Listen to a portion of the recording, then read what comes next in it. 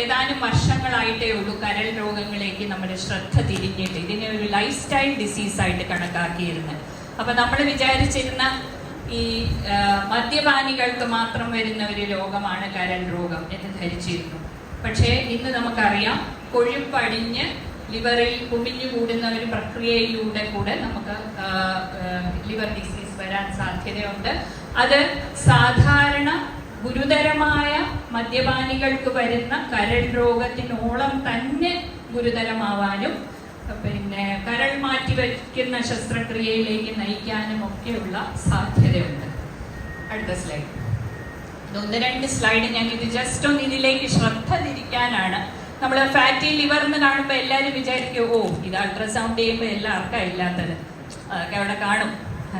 പിന്നെ നമ്മുടെ പേഷ്യൻസ് സ്ഥിരമായിട്ട് പറയും, എന്തായാലും ഒരു ദിവസം മരിക്കണം, ഇപ്പൊ പിന്നെ കഴിച്ചു മരിച്ചുകൂടെ. ഇത് പലരുടെയും ലോജിക്കാണ്. പക്ഷേ ഇത് വെറും ഒരു എസ്കേപ്പ് ആണ്. യാതൊരു ചിട്ടകളും പാലിക്കാൻ വയ്യാത്തവർ തരുന്ന ഒരു എക്സ്പ്ലനേഷൻ ആണ്. മരിക്കണം എന്നുള്ളത് വാസ്തവം.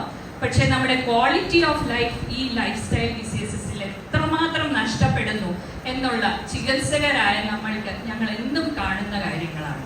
ഒരു ഗുരുതരമായ വൃക്കരോഗം വന്നാൽ അല്ലെ കരൾ രോഗം വന്നാൽ ഒക്കെ ക്വാളിറ്റി ഓഫ് ലൈഫ് പാടെ നഷ്ടപ്പെടുക. അപ്പൊ അതുകൊണ്ട് ഇതൊരു എക്സ്പ്ലനേഷനേ അല്ല, മരിക്കുന്നതല്ല പ്രശ്നം. അടുത്ത സ്ലൈഡ്.